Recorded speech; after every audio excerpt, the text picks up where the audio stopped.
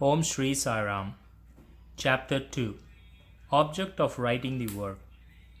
Incapacity and boldness in the understanding, hot discussion, conferring significant and prophetic title of Hematpant Necessity of a Guru. In the last chapter, the author mentioned in the original Marathi book that he would state the reason that led him to undertake the work, and about the persons qualified to read the same, and such other points. Now in this chapter, he narrates the same. The object of writing this work. In the first chapter, I described Saibaba's miracle of checking and destroying the cholera epidemic by grinding wheat and throwing the flour on the outskirts of the village. I heard other miracles of Saibaba to my great delight, and this delight burst forth into this poetic work. I also thought that the description of these miracles of Saibaba would be interesting and instructive to his devotees and would remove their sins. And so I began to write the sacred life and teachings of Sai Baba. The life of the saint is neither logical nor dialectical. It shows us the true and great path. Incapacity and boldness in undertaking the work. Hematpant thought that he was not a fit person to undertake the work. He said, "I do not know the life of my intimate friend, nor do I know my own mind. Then how can I write the life of a saint or describe the nature of incarnations, whichever the Vedas were unable to do? One must be a saint himself before he could know other saints. Otherwise, how can I describe their glory? To write the life of a saint is most difficult. One may as well be able to measure the depth of the seven seas or enclose the sky with cloth trappings. I knew this was the most venturous undertaking which might expose me to ridicule. I therefore invoked Sai Baba's grace. The premier poet, saint of Maharashtra, Sri Dhaneshwar Maharaj, have stated that the Lord loves those who write the lives of saints, and the saints also have their own peculiar method of assigning the service which the devotees long for. The saint inspires the work. The devotees become only an indirect cause or an instrument in achieving the end. For instance, in 1700 Saka year, the poet Mahipati aspired to write the lives of the saints. Saints inspired him and got the work done. So also in 1800 Saka year, Das Ganu's service was accepted. The former wrote 4 works: Bhakta Vijay, Sant Vijay, Bhakta Leelamrut, and Sant Leelamrut, which the later wrote 2, Bhakta Leelamrut and Sant Katamrut, in which the lives of modern saints were described. In chapters 31, 32, 33 of Bhakta Leelamrut and in chapter 57 of Sant Katamrut, the life and teachings of Sai Baba are very well depicted. These have been separately published in Sai Leela magazine, numbers 11 and 12, volume 17, and the readers are advised to read these chapters. So also, Sai Baba's wonderful Leelas are described by Mrs. Savitri Bai Raghunath Tendulkar of Bandra in a small book named Shri Sai Bhajan Mala. Daskanu Maharaj also has composed various sweet poems on Saibaba. A devotee named Amidas Bhavani Mehta has also published some stories of Saibaba in Gujaratis.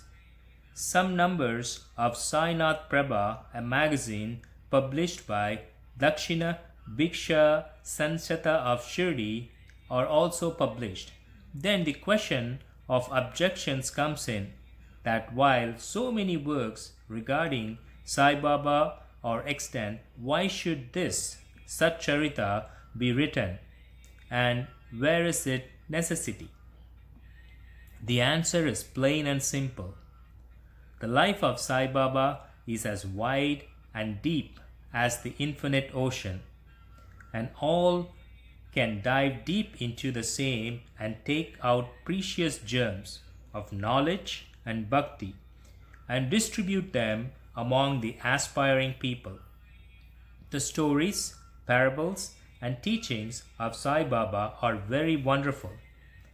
They will give peace and happiness to the people who are afflicted with sorrows and heavily loaded with miseries of this worldly existence, and also bestow knowledge and wisdom, both in worldly and in spiritual domains. If these teachings of Sai Baba, which are as interesting and instructive as the Vedic lore, are listened to and meditated upon, the devotees will get what they long for, this union with Brahma, mastery in eightfold yoga, bliss of meditation, etc. So I thought that I should collect these stories together. That would be my best upasana. This collection would be most delightful to those simple souls whose eyes were not blessed with Sai Baba's darshan.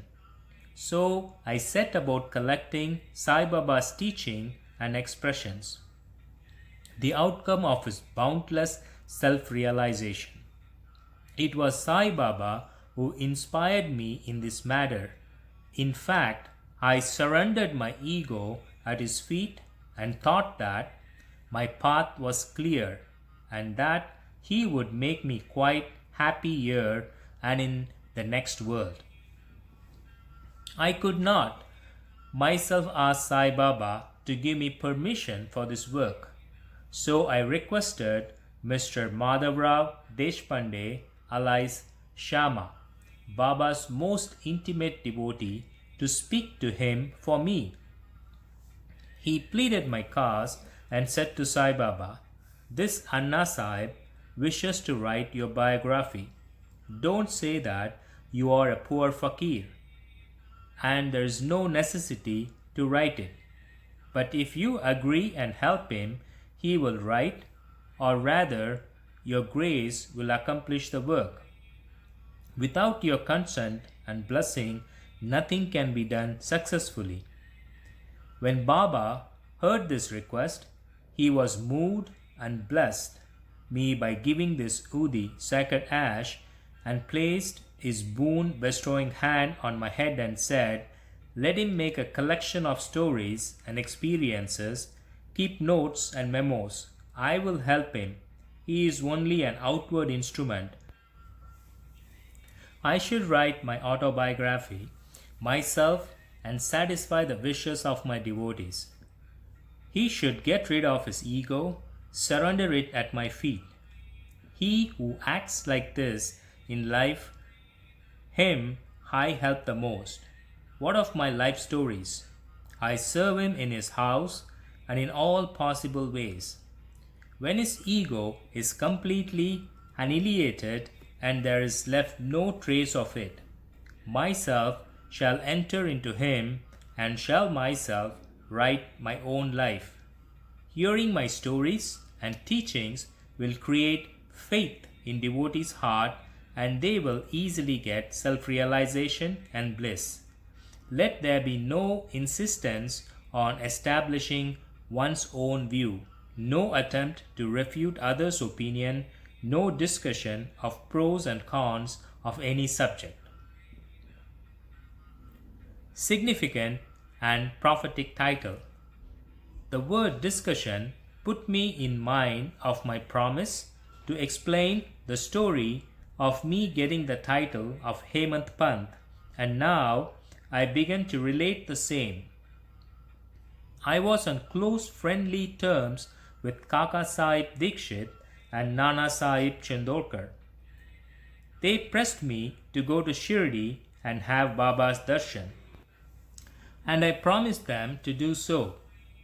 But something in the meanwhile turned up which prevented me from going to Shirdi. The son of a friend of mine on Lonawala fell ill. My friend tried all possible means, physical and spiritual, but the fever would not abate. At length, he got his guru to sit by his bedside of his son, but this too was of no avail. Hearing this, I thought, what was the utility of the guru if he could not save my friend's son? If the guru cannot do anything for us, why should I go to Shirdi at all? Thinking this way, I postponed my Shirdi trip. But the inevitable must happen, and it happened in my case as follows. Mr. Nana Sahib Chandulkar, who was a divisional officer, was going on tour to Bassein. From Thana, he came to Dadar and was waiting for a train bound for Bassein. Meanwhile, a Bandra local turned up.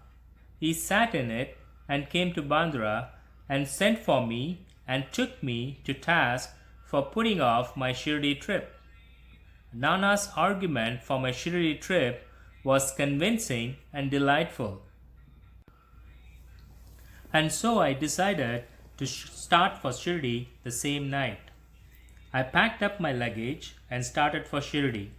I planned to go for Dadar and from there to catch the train for Mannad, and so I booked myself for Dadar and sat in the train.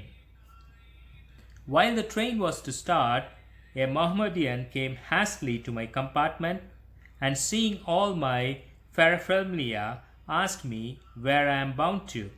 I told him about my plan. He then suggested that I should go straight to Boribandar and not to wait at Dadar, as the Manmad mail did not stop at Dadar. If this little miracle or Leela had not happened, I would not have reached Shirdi next day, as settled, and many doubt would have assailed me. But that was not to be.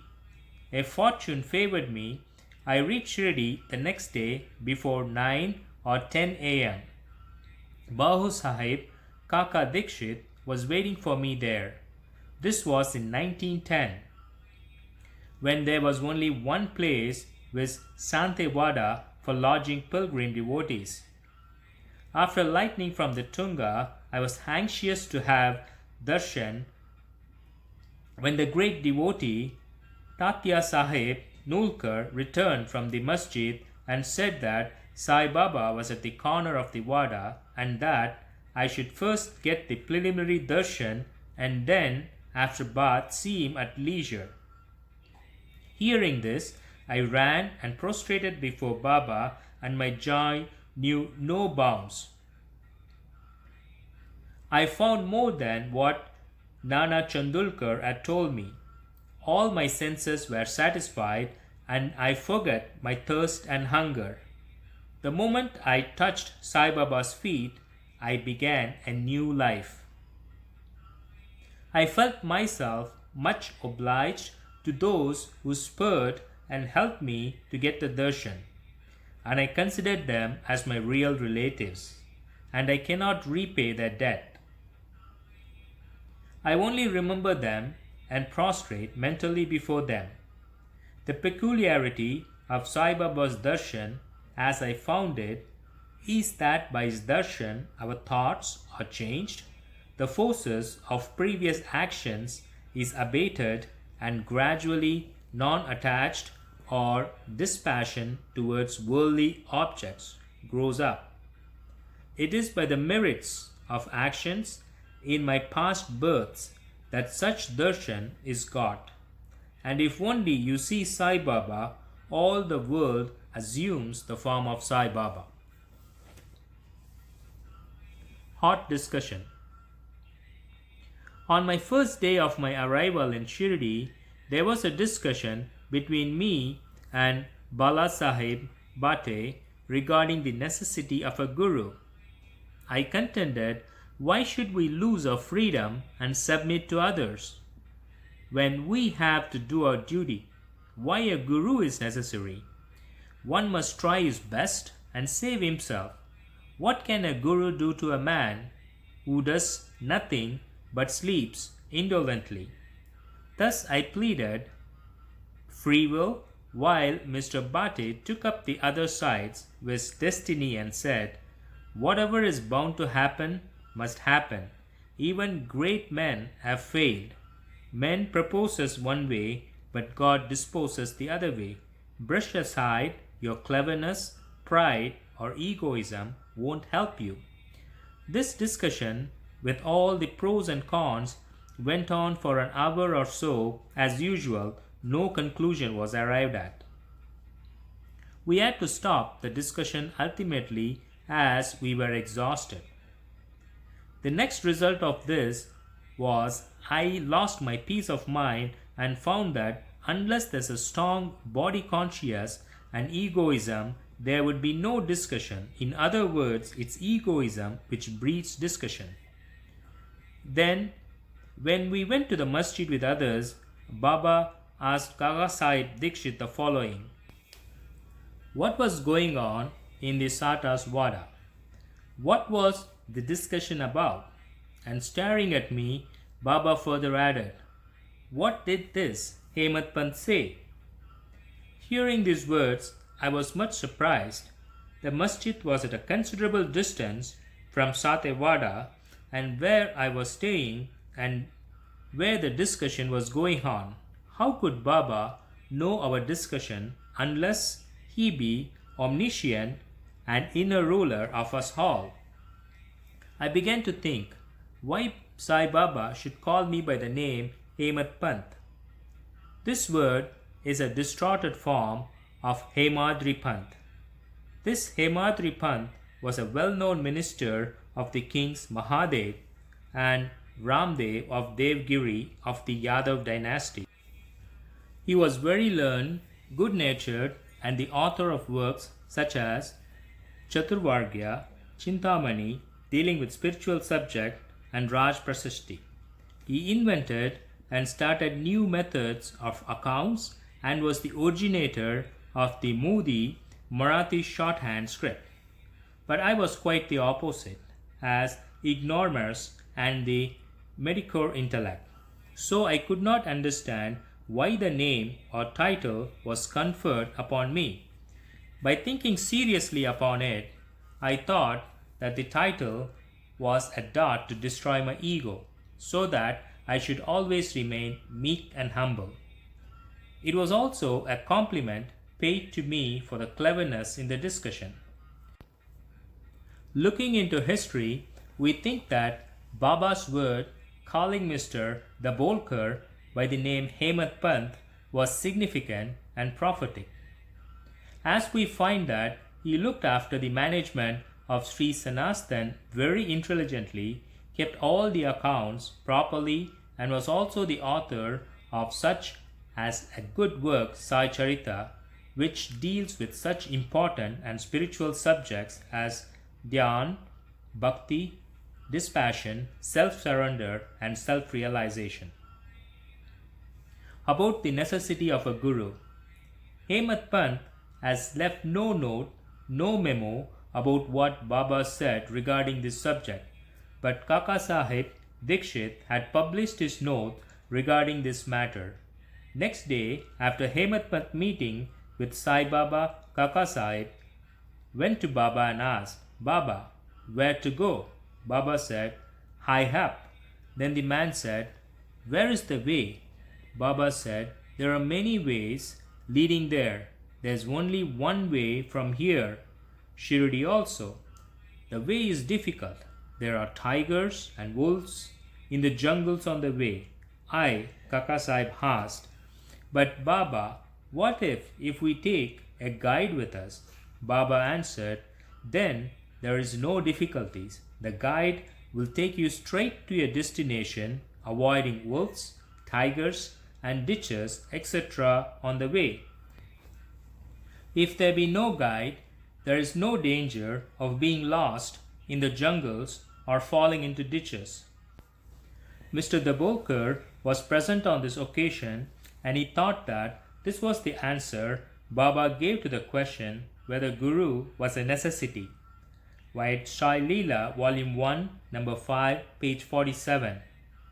And he therefore took the hint that no discussion whether man is free or bound is of any use in spiritual matters, but on the contrary, real Paramartha is possible only as the result of the teachings of the Guru, as is illustrated in this chapter of the original work.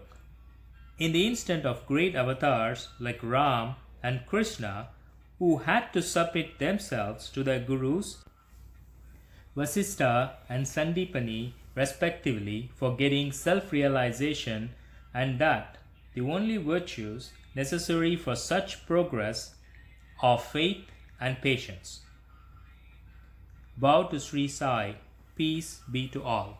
Om Shri Sai Ram.